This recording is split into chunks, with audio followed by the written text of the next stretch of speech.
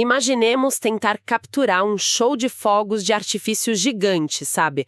Daqueles de Réveillon, só que usando apenas uma pequena rede de caçar borboletas. É uma imagem, assim, visualmente caótica e fisicamente impossível, né? A rede vai rasgar ou os fogos vão simplesmente explodir ao redor dela. Exatamente. E é exatamente assim que muita gente descreve a tentativa de colocar o cérebro, que a gente vai explorar hoje, dentro de uma caixa corporativa tradicional. Ou de uma rotina engessada, claro. Isso. Temos todas essas faíscas brilhantes atirando em milhares de direções diferentes. É lindo, é imprevisível e definitivamente não pode ser contido numa estrutura simples. O que, aliás, estabelece perfeitamente o tom para a nossa análise profunda de hoje. Com certeza. Hoje a nossa imersão se debruça sobre uma compilação bem densa de perfis psicológicos, testes e dados clínicos, tudo focado no tipo de personalidade NFP. Que o Purcell geralmente chama de o ativista ou o campeão, né? Sim, exatamente. E a missão aqui não é ficar repassando aquele básico que a nossa audiência já conhece de cor. A ideia é decodificar como essas mentes operam em alta velocidade, como alcançam o potencial máximo e descobrir onde a engrenagem falha. Até porque estamos falando de um grupo fascinante. Eles representam mais ou menos de 7 a 8% da população. E são frequentemente chamados de os extrovertidos mais introvertidos que existem, né? Isso.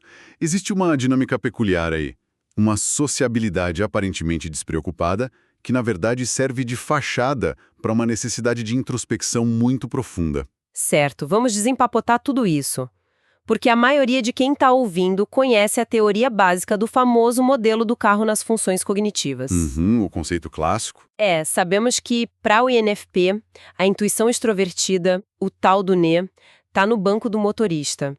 E o sentimento introvertido, o FI, atua como o copiloto. Mas assim, a literatura mostra que isso vai muito além de ser apenas criativo e empático. O que realmente está acontecendo na mente desse motorista? O que está acontecendo é um processo exaustivo de coleta de dados. A intuição extrovertida não é só sobre ter ideias divertidas, sabe? Ah, não. Não. É um radar implacável. Essa função não vê o mundo como ele é, mas como ele poderia ser. É a fonte de toda aquela tempestade de ideias. Entendi. É como se o motorista estivesse dirigindo na estrada, mas olhando o tempo todo pela janela para todas as outras rotas que eles poderiam pegar, em vez de olhar para o asfalto. Exato, uma analogia perfeita. Ele está monitorando cada estradinha de terra e cada nuvem no céu para ver se algo interessante surge.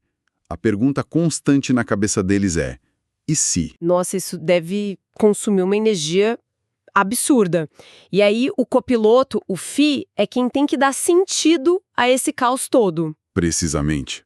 O motorista joga 1000 possibilidades caóticas no colo do copiloto. E esse copiloto funciona como uma bússola moral focada em valores. E ele tem que filtrar tudo isso, né? Sim. O que é fascinante aqui é como eles usam o mundo externo para alimentar esse mundo interno de valores. O FI busca uma autenticidade absoluta e odeia qualquer tipo de superficialidade. O que explica muito da energia que a gente vê em figuras emblemáticas. As fontes citam o Robin Williams, por exemplo, que é um ótimo estudo de caso. A comédia dele era pura intuição, extrovertida em alta velocidade. Totalmente. O cérebro dele pegava um objeto qualquer e transformava em 20 conceitos diferentes numa fração de segundo. Era genial e caótico. Mas a profundidade que ele trazia para os papéis dramáticos vinha justamente dessa bússola interna, do FI. Ele usava o caos para processar emoções complexas. O mesmo mecanismo do Walt Disney, por exemplo. Ele pegava uma visão expansiva gerada pelo NE e ancorava em valores muito específicos, tipo família e maravilhamento, ou até na excentricidade do Salvador Dalí. E na ficção a gente vê muito isso também. A Jo March, de Adoráveis Mulheres, ou até a Ariel, a Pequena Sereia. A alegria e a rebeldia de explorar possibilidades além do que a sociedade impõe. Tudo movido por essa busca desesperada de descobrir quem eles são do lado de dentro através do que exploram do lado de fora. Mas isso me leva a uma contradição clínica enorme nos dados. Se o NFP tem esse motor tão focado no otimismo e na novidade, por que as avaliações relatam taxas tão altas de paralisia e exaustão? Para entender esse lado sombrio, a gente precisa olhar para quem está amarrado no banco de trás do carro. As famosas funções inferiores. Isso. Temos o pensamento extrovertido, o T, que atua tipo uma criança de 10 anos focada puramente em eficiência. E a sensação introvertida, o Si, que é uma criança de 3 anos focada em segurança, detalhes e rotina. E o que acontece quando o INFP ignora o copiloto moral, o FI, e tenta só ser produtivo à força? Aquele famoso loop NT que o material descreve. É um desastre. O resultado é uma versão agressiva deles mesmos. Eles ficam mandões, tentam executar múltiplos projetos freneticamente e perdem totalmente o contato com o que realmente importa para eles. É tipo acelerar o carro com o freio de mão puxado, sabe? Uma ótima forma de visualizar. A eficiência nua e crua não é natural para eles, então isso gasta energia muito rápido. E leva ao estágio final de estresse máximo, que é o aperto da sensação introvertida, o tal do C-grip. E aqui eu preciso fazer uma pausa, porque lendo as fontes, isso soa totalmente contraditório. Como assim? Bom, se a essência do NFP é o futuro e a repulsa absoluta pela rotina, por que sob estresse extremo eles ficariam obcecados com pequenos detalhes do passado e problemas físicos? Porque é um mecanismo de defesa primitivo, sabe? Quando a intuição esgota as possibilidades e o sistema entra em colapso, o cérebro entra em modo de sobrevivência. Ele entrega o controle para a função de segurança mais básica. Que é o si. Exato. E como o si deles é muito pouco desenvolvido, ele hiperfoca em todos os erros do passado. O ENFP, de repente, fica rígido, paranoico e até hipocondríaco, sentindo dores que não existem. E as fontes ainda mencionam que, por estarem gastando tanta energia com estímulos negativos, eles esquecem a manutenção da própria vida, né? Esquecem de comer, não dormem, não pagam as contas. É uma paralisia completa. Nossa, e lendo sobre essa manifestação externa de desorganização crônica, entra no radar uma discussão inevitável nos estudos. Muitos comportamentos do NFP, tipo distração, hiperfoco e pular de projeto em projeto, parecem idênticos ao TDAH. É uma sobreposição comportamental impressionante, de fato. A literatura acadêmica explora muito essa ligação com a busca por novidade e dopamina. E as fontes falam se estamos lidando com a mesma coisa, só que com nomes diferentes? Não. Não estamos. O material analisa isso de forma bem imparcial. Embora pareça igual por fora, a raiz causal é diferente.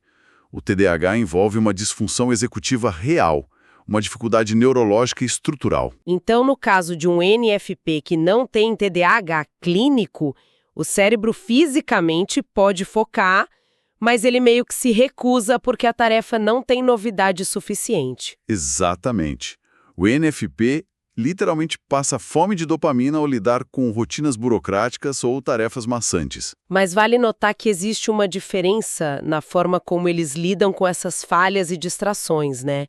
O material aponta a diferença entre os NFPs assertivos e os turbulentos. Ah, sim, é um ponto crucial. Os assertivos, por exemplo, são mais confiantes. Eles esquecem uma conta, dão de ombros, pagam a multa e seguem em frente. Superam o erro rápido. Já os turbulentos transformam esse pequeno erro numa prova de que são um fracasso total. São muito perfeccionistas e focam demais no que os outros pensam. O que só aumenta o nível de ansiedade e de paralisia. E isso nos leva direto ao mapa do crescimento. Sabendo que a mente deles é esse turbilhão que pode sair dos trilhos facilmente, como estruturar o aprendizado e a vida? Como o ENFP prospera ao longo do tempo? O mapa de desenvolvimento mostra que o sucesso ocorre em 4 grandes fases. Na infância e adolescência, é a exploração irrestrita. Dos 20 aos 30 anos, é a busca da identidade, o que costuma gerar muita crise existencial. Porque eles estão tentando descobrir quem são no meio de tanta ideia, né? E a partir dos 30? Dos 30 aos 50, a busca principal se torna eficiência. Eles aprendem a construir sistemas práticos. E por fim, na velhice, ocorre a integração de tudo, onde eles conseguem fazer as pazes com a rotina. Certo, a visão de longo prazo é ótima. Mas vamos trazer isso para a dor imediata de quem está nos acompanhando. Imagina um INFP precisando focar numa tarefa chata agora mesmo, tipo estudar para uma prova ou focar numa reunião longa. Como eles hackeiam isso? A primeira tática prática que as fontes trazem é a regra dos 30 minutos. Tentar focar por longos períodos em tarefas monótonas é doloroso para eles. Então a ideia seria fazer sprints curtos intercalados com recompensas. Sim, e atrelado a isso, temos a mudança de ambiente. Levar o laptop para um café barulhento ou uma biblioteca. Só para dar ao cérebro aquela novidade sensorial que ele anseia desesperadamente. Exato. O NE fica distraído processando o ambiente novo, permitindo que o resto do cérebro trabalhe em paz. E aqui é onde a coisa fica realmente interessante, porque o truque de produtividade supremo deles não é mudar a tarefa em si, mas sim a pergunta central. A famosa priorização baseada em valores. Em vez de perguntar o que eu tenho que fazer hoje, que é um gatilho para procrastinação, o INPP precisa se perguntar como eu quero me sentir. É genial. Eles precisam ligar a tarefa a um valor interno, né? Ativar o FI. É isso que traz a motivação real à tona. Com certeza. Se uma planilha do Excel chata for conectada mentalmente a um projeto de vida que eles amam, a preguiça desaparece na hora. E para lidar com a própria reatividade, porque as fontes sugerem aquele mapa de aventura emocional, certo? Isso. Trata-se de identificar previamente os gatilhos emocionais e mapear rotas alternativas mentais. Assim, quando a frustração bater, eles não são engolidos pelo impulso de explodir. Maravilhoso. Agora, o crescimento pessoal de um ENFP não acontece no vácuo, né? Para eles, a conexão humana é tudo. Como funciona a comunicação e os relacionamentos no dia a dia? Bom, eles operam num nível intenso de idealismo romântico. Buscam aceitação incondicional e detestam conversa fiada superficial. Eles querem escanear a alma da pessoa no primeiro encontro, praticamente. As melhores combinações costumam ser com os INFJs e INFPs, que oferecem profundidade e crescimento mútuo. Ou com os INTJs, que ajudam a organizar aquele caos todo. Mas o desafio clínico real documentado não está no começo do relacionamento. Está no mundano. Essa é a melhor parte das leituras. Parece que o INFP quer que o relacionamento seja um filme de romance épico todos os dias. Mas a vida real é mais um documentário sobre quem vai lavar a louça e pagar os boletos. As fontes citam exatamente isso. Tarefas práticas e orçamento parecem dolorosamente não românticos para eles. O que deve gerar conflitos terríveis, especialmente se o parceiro for muito focado em estrutura e tradição, os chamados SJs. Sim. A rotina acaba virando um símbolo de aprisionamento para o NFP, enquanto o parceiro acha que eles são irresponsáveis por fugirem da logística. Então, quais são as dicas de comunicação para evitar que isso desmorone? A primeira coisa é que o NFP precisa parar de tentar agradar as pessoas o tempo todo. Aquela vontade de manter a harmonia superficial, o tal do people pleasing. Eles acabam prometendo coisas que odeiam fazer e depois guardam ressentimento. Exato. Eles precisam aprender a usar o pensamento extrovertido para serem assertivos, admitir que são ruins com logística e negociar a divisão de tarefas com clareza. Dizer eu odeio organizar as contas, como a gente pode compensar isso de outra forma? E para quem convive com ENFP, seja parceiro ou amigo, tem dica também? Tem sim. Ofereça aventuras espontâneas, apoie as emoções intensas deles, não julgue os sonhos malucos, mas ajude-os na prática com a organização do dia a dia. Como se diz, apoie o voo, mas cuide da pista de pouso para eles não se esborracharem. Perfeito. Se conectarmos isso a um panorama maior, um relacionamento saudável para o INFP é aquele que equilibra essa paixão ilimitada com a consistência aterradora de construir uma vida real. Resumindo toda a nossa análise de hoje, a grande sacada na jornada do INFP é transformar toda essa inspiração caótica em impacto real no mundo. Eles definitivamente não precisam mudar quem são. Precisam apenas criar recipientes, estruturas flexíveis que suportem essa energia em vez de tentar aprisioná-la. Então, o que tudo isso significa no fim das contas? Significa que a criatividade sem nenhum foco é apenas um sonho, né? Mas com um pouco de autoconhecimento e ferramentas certas, o ENFP se torna uma força imparável da natureza. Sem a menor dúvida. Mas, pra gente fechar, eu queria deixar um pensamento provocativo final baseado no material de hoje. Uma coisa para nossa audiência mofar em casa. Vamos lá, qual é a provocação? As fontes dizem o tempo todo que o ENFP busca incessantemente a autenticidade absoluta e o seu verdadeiro eu, certo? Uhum. É o núcleo do sistema de valores deles. Mas, se a própria essência cognitiva deles, o tal do NE, é estar sempre mudando, sempre explorando novas possibilidades e destruindo velhas perspectivas, Onde você quer chegar com isso? será que a ideia de um eu autêntico e fixo é, na verdade, uma gigantesca ilusão que só causa ansiedade para eles? Digo, se eles nasceram para ser metamorfose, buscar algo imutável é lutar contra a própria natureza. Fica aí essa reflexão pesada para quem está acompanhando a gente. E até a nossa próxima imersão profunda.